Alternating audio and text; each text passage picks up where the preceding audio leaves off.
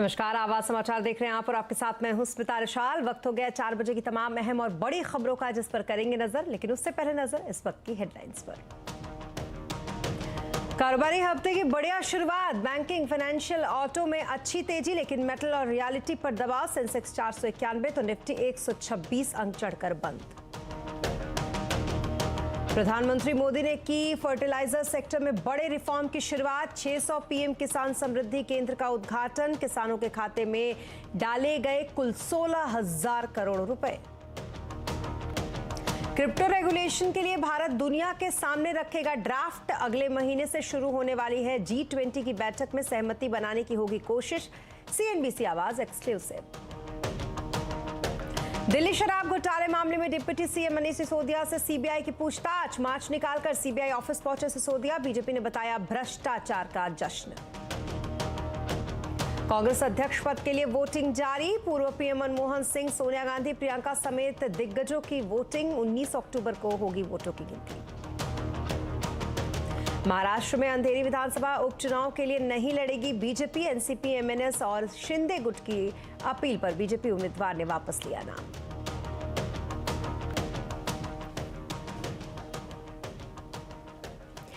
और खबरों की शुरुआत दिल्ली से, जहां एक्साइज घोटाला मामले में आज दिल्ली के डिप्टी सीएम मनीष सिसोदिया से सीबीआई पूछताछ कर रही है। लेकिन मनीष सिसोदिया के सीबीआई दफ्तर पहुंचने से पहले आम आदमी पार्टी ने जबरदस्त हंगामा किया। मनीष सिसोदिया मार्च निकालकर सीबीआई दफ्तर पहुंचे। सीबीआई दफ्तर से पहले वो आम आदमी पार्टी के दफ्तर राजघाट गए थे। इस दौरान उनके साथ बड़ी संख्या में आप समर्थक मौजूद रहे। आपके नेता सीबीआई दफ्तर के बाहर धरने पर बैठ गए। आम आदमी पार्टी ये दावा कर रही है कि सीबीआई सिसोदिया को गिरफ्तार करने वाली है। इस बीच अरविंद केजरीवाल ने ट्वीट कर कहा कि 8 दिसंबर को गुजरात के नतीजे आएंगे। ये लोग तब तक मनीष को जेल में रखेंगे ताकि मनीष गुजरात चुनाव में प्रचार के लिए ना जा पाए।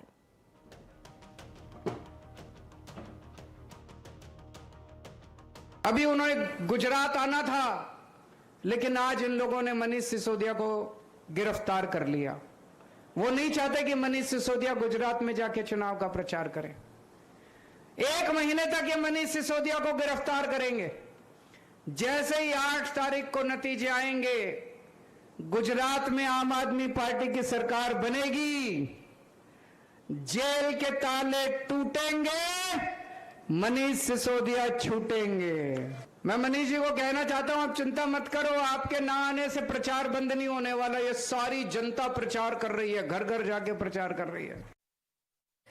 जी हाँ, तो आम आदमी पार्टी जबरदस्त हमलावर कहीं ना कहीं। और हालांकि आज पूछताछ के लिए बुलाया गया है सीबीआई दफ्तर में, उनको सम्मन जारी किया गया था उनके नाम का, और जिसके बाद वो सीबीआई दफ्तर बहुत ही बड़े एक तरीके से कह सकते हैं आयोजन के साथ पहुंचे। उससे पहले वो राजघाट गए थे अपने तमाम कार्यकर्ताओं और नेताओं के साथ। उसके बाद वो सीबीआई दफ्तर पहुंचे थे। एक मार्च निकाला था उन्होंने लंबा चौड़ा। उसके बाद सीबीआई दफ्तर के बाहर जो आपके कार्यकर्ता और बड़े नेता थे वो धरने पर बैठे रहे। कई बार पुलिस ने उन्हें वहां से हटाने की कोशिश की। उसके बाद पुलिस के द्वारा यह धमकी भी दी गई कि अगर आप यहां से नहीं हटेंगे तो जबरन आपको हमें यहां से हटाना पड़ेगा। और वही हुआ भी, जो कि हम आपको तस्वीरों में भी दिखा रहे हैं। जबरन पुलिस को आम आदमी पार्टी के तमाम कार्यकर्ता और बड़े नेताओं को वहां से, यानी कि सीबीआई दफ्तर के बाहर से हटाना पड़ा। एक जबरदस्त हंगामा देखने को वहां पर उस दौरान मिला। और वहीं दूसरी तरफ जो गुजरात पहुंचे हैं सीएम अरविंद केजरीवाल, उन्होंने कहा कि ये कहीं ना कहीं उनको गिरफ्तार करने की साजिश और कोशिश है, और उनको तब तक जेल में रखा जाएगा जब तक कि गुजरात के नतीजे ना आ जाए, क्योंकि बीजेपी डर गई है आम आदमी पार्टी से। ऐसा कहना है केजरीवाल का भी और आम आदमी पार्टी का भी, क्योंकि पार्टी लगातार ये दावा कर रही है कि आज सम्मन भेजकर पूछताछ जारी करके कल सिसोदिया को गिरफ्तार कर लिया जाएगा और सिसोदिया को तब तक हिरासत में रखा जाएगा जब तक कि गुजरात के नतीजे ना आ जाएं। साफ तौर पर आम आदमी पार्टी का जो निशाना है वो बीजेपी की तरफ, और ये कहने की कोशिश कि बीजेपी कहीं ना कहीं गुजरात चुनाव में आम आदमी पार्टी को पीछे करने के लिए, या फिर यूं कहे कि उनसे डर कर ये कर रही है, जो इस वक्त आप देख रहे हैं। दिल्ली शराब घोटाला एक्साइज मामला, जिसमें लगातार छापेमारी भी हुई थी। मनीष सिसोदिया के घर पर भी इसको लेकर छापेमारी हुई थी। और आज भी मनीष सिसोदिया ने ये कहा कि उनके घर से कुछ नहीं मिला और अभी भी कुछ नहीं मिलेगा। अभी भी वो अपने आप को बेकसूर बता रहे हैं और उनका यही कहना है कि सिर्फ उन्हें परेशान करने की ये कोशिश है और आम आदमी पार्टी को किसी भी तरीके से गुजरात चुनाव से पीछे रखने की, या फिर यूं कहे कि उनको रोकने की ये कोशिश है। लेकिन जबरदस्त हंगामा आज दिल्ली की इस तस्वीर से आप देखकर अंदाजा लगा सकते हैं कि किस तरीके से आज हंगामा बरपा है आम आदमी पार्टी का। सीबीआई दफ्तर के बाहर आप नेताओं का हंगामा लगातार जारी रहा, जिस दौरान कई नेताओं के बेहोश होने की भी खबर आई। उसके बाद वहां से पुलिस ने उनको हटाया और सिसोदिया से फिलहाल आपको बता दें कि पूछताछ जारी है। सीबीआई लगातार उनसे कई सवाल पूछ रही है।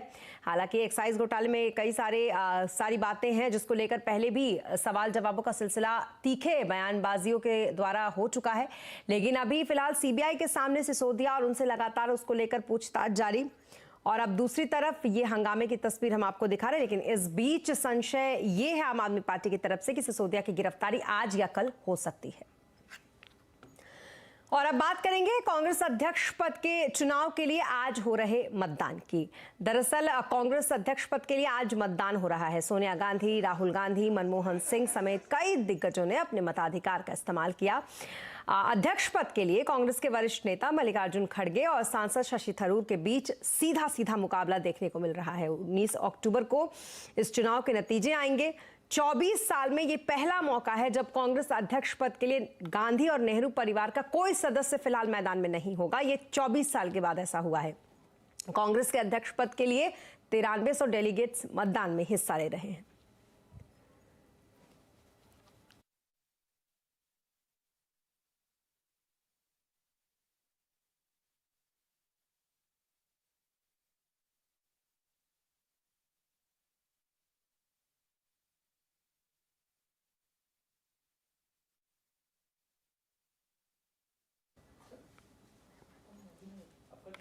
और कांग्रेस अध्यक्ष पद उम्मीदवार और कांग्रेस के वरिष्ठ नेता मल्लिकार्जुन खड़गे ने आज हो रहे अध्यक्ष पद के चुनाव को निष्पक्ष चुनाव बताया।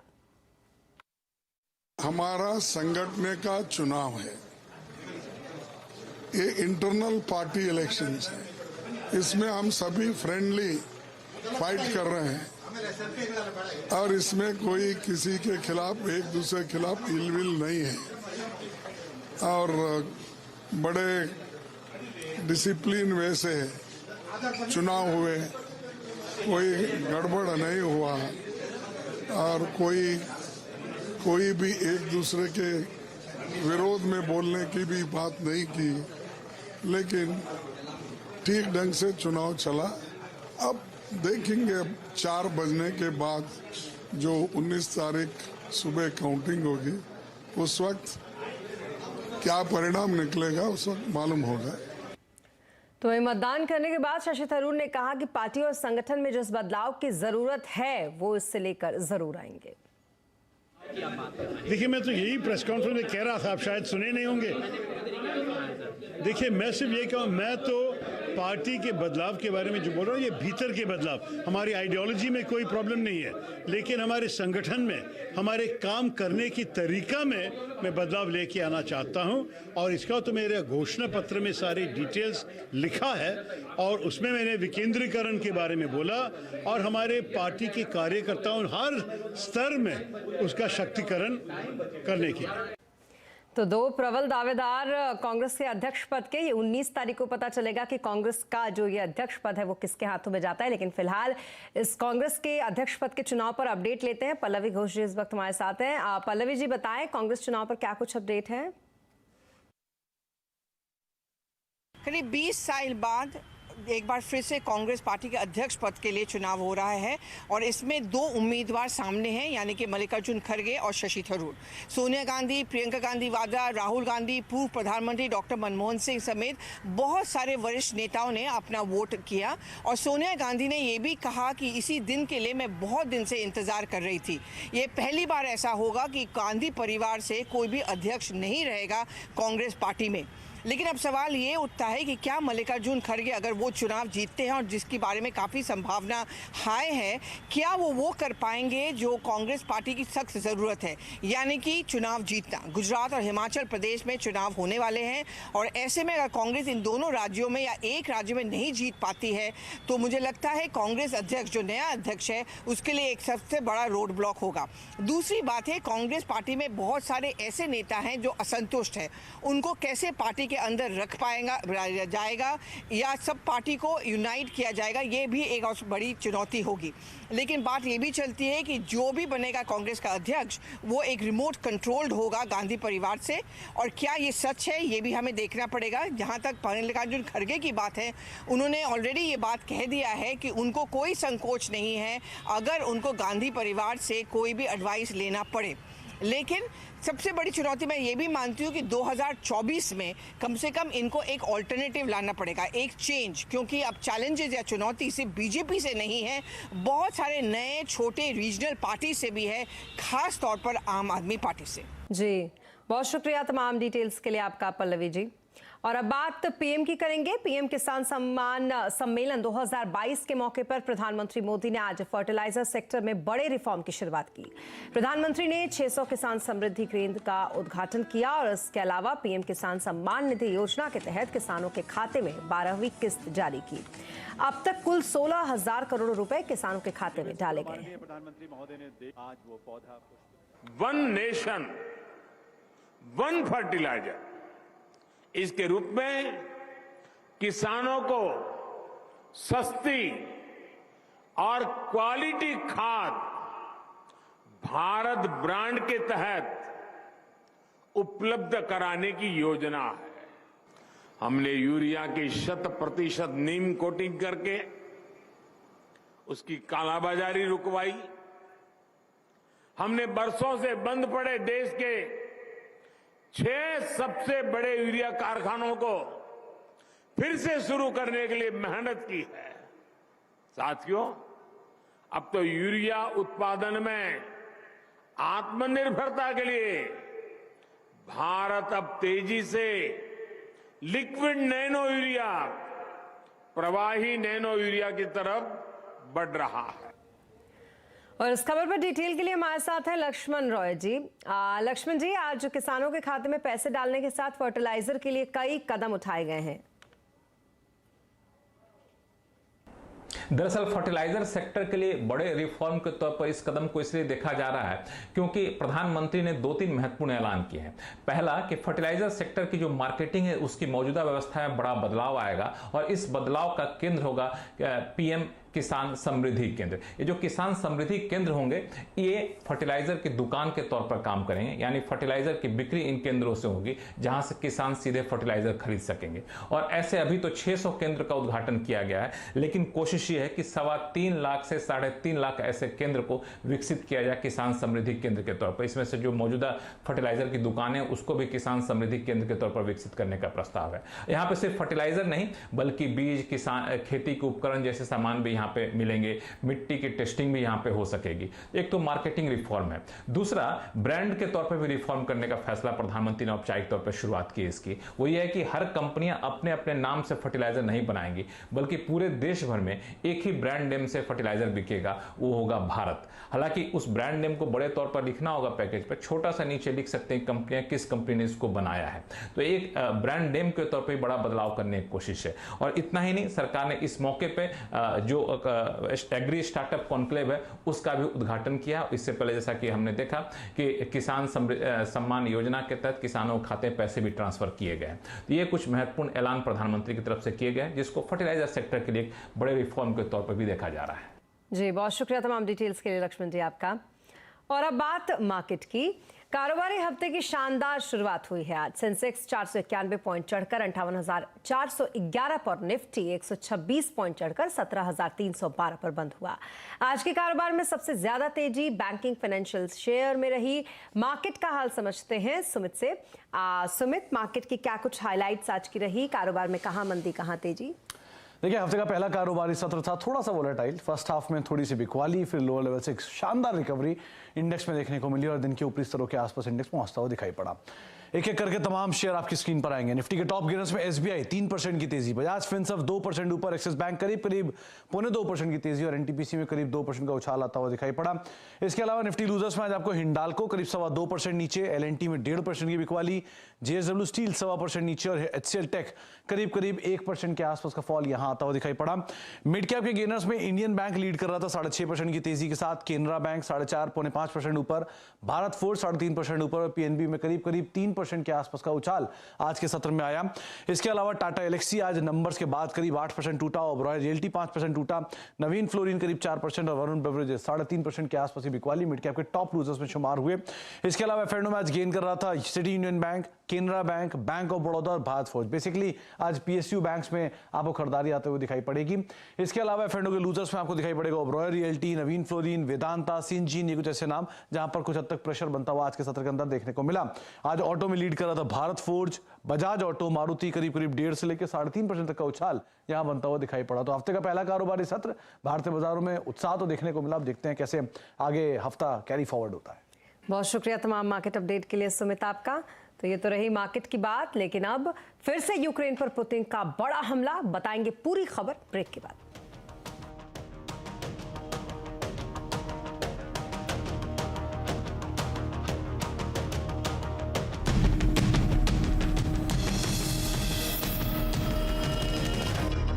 ब्रेक के बाद एक बार फिर आपका स्वागत है और अब बात जियो की करेंगे। आज जियो ने 5G नेटवर्क के लिए 2 बड़ी डील की है। कंपनी ने आज जियो के साथ पहले 5G स्टैंड अलोन नेटवर्क के लिए एरिक्सन से पार्टनरशिप की। जियो के 5G नेटवर्क में एरिक्सन के रेडियो सिस्टम का और माइक्रोवेव सॉल्यूशन का इस्तेमाल होगा। इस पार्टनरशिप का ऐलान करते हुए रिलायंस जियो के चेयरमैन आकाश अंबानी ने कहा कि भारत ने 2016 में LNT टेक्नोलॉजी के जरिए भारत का डिजिटल लैंडस्केप बदला। अब ट्रूड 5G यानी कि नेटवर्क देश के डिजिटलाइजेशन को गति देगा और डिजिटल इंडिया के विजन को बुनियाद भी देगा। आज भी नोकिया ने भी रिलायंस जियो के साथ मल्टी ईयर डील का ऐलान किया है। नोकिया ने कहा कि उसे रिलायंस जियो में 5G radio action network equipment supply करने के लिए चुना गया है। और अब बात क्रिप्टो करेंसी की। क्रिप्टो करेंसी के रेगुलेशन के लिए भारत दुनिया के सामने कानून का मसौदा रखने की तैयारी में है। CNBC आवाज को एक्सक्लूसिव जानकारी मिली है कि अगले महीने से G20 की बैठक में इस मुद्दे पर सहमति बनने की कोशिश होगी। पूरी खबर जानने के लिए चलते हैं लक्ष्मण रॉय जी के पास। लक्ष्मण जी, क्रिप्टो करेंसी को लेकर अब आगे सरकार क्या करने जा रही है? दरअसल अगले महीने से G20 देशों की बैठक भारत में होने वाली है। वैसे तो कई सारे विषय एजेंडा के तौर पर हैं, लेकिन उनमें एक महत्वपूर्ण विषय जो होने वाला है वो क्रिप्टो करेंसी को लेकर के। दरअसल G20 देशों के जो सदस्य देश होंगे उनके बीच में आम सहमति बनाने की कोशिश होगी कि क्रिप्टो एसेट का रेगुलेशन कैसे किया जाए। जो अलग अलग देशों की मॉनेटरी व्यवस्था, नकदी की व्यवस्था है, उसमें क्रिप्टो का स्थान क्या रहना चाहिए। अलग अलग देशों को जो रेगुलेटर हैं वो आपस में कैसे तालमेल बिठाएं, अंतर्राष्ट्रीय स्तर पर मैकेनिज्म क्या होना चाहिए। G20 देशों में अगर ये सहमति बन जाती है तो सरकार का मानना है कि क्रिप्टो एसेट पर रेगुलेशन करना ज्यादा आसान होगा और कामयाब होगा। अगर सिर्फ देश के अंदर ये रेगुलेशन बनता है तो इस पर रेगुलेशन करना काफी ज्यादा मुश्किल हो जाएगा, क्योंकि ये ट्रेड क्रॉस बॉर्डर ट्रेड भी होता है क्रिप्टो एसेट का। यही वजह है कि G20 पर सरकार खास फोकस कर रही है, क्योंकि इसके सदस्य देश जो हैं उनमें क्रिप्टो एसेट का चलन काफी ज्यादा है। मिसाल के तौर पर US, UK, China, Canada, Japan जैसे देश इसमें शामिल हैं। यही वजह कि सरकार G20 के प्लेटफॉर्म पर क्रिप्टो एसेट के रेगुलेशन के मुद्दे को जोर शोर से उठाने के मूड में है। वित्त मंत्रालय इसकी तैयारी भी कर रहा है, इसका शुरुआती मसौदा भी तैयार कर रहा है। हालांकि सिर्फ G20 नहीं, IMF के प्लेटफॉर्म पर भी सरकार चाहती है उस लेवल पर भी एक अंतर्राष्ट्रीय मैकेनिज्म तैयार हो कि कैसे क्रिप्टो एसेट का रेगुलेशन किया जाए। बहुत शुक्रिया तमाम डिटेल्स के लिए आपका लक्ष्मण जी। और अब बात करेंगे यूक्रेन की, क्योंकि यूक्रेन पर रूस के हमले और तेज होते जा रहे हैं। आज एक हफ्ते में ही दूसरी बार कीव पर पुतिन ने ताबड़तोड़ ड्रोन स्ट्राइक कराया। हमें जानकारी मिली है कि सुबह से 20 हमले हो चुके हैं। कई रिहायशी इमारतें तबाह हो गई हैं, कुछ जगहों पर आग भी लगी हुई है। राहत और बचाव काम तेजी से जारी है। इससे पहले रूस ने पिछले हफ्ते ब्रिज अटैक का बदला लेने के लिए कीव और आसपास के कई बड़े हवाई हमले यहां पर कराए थे।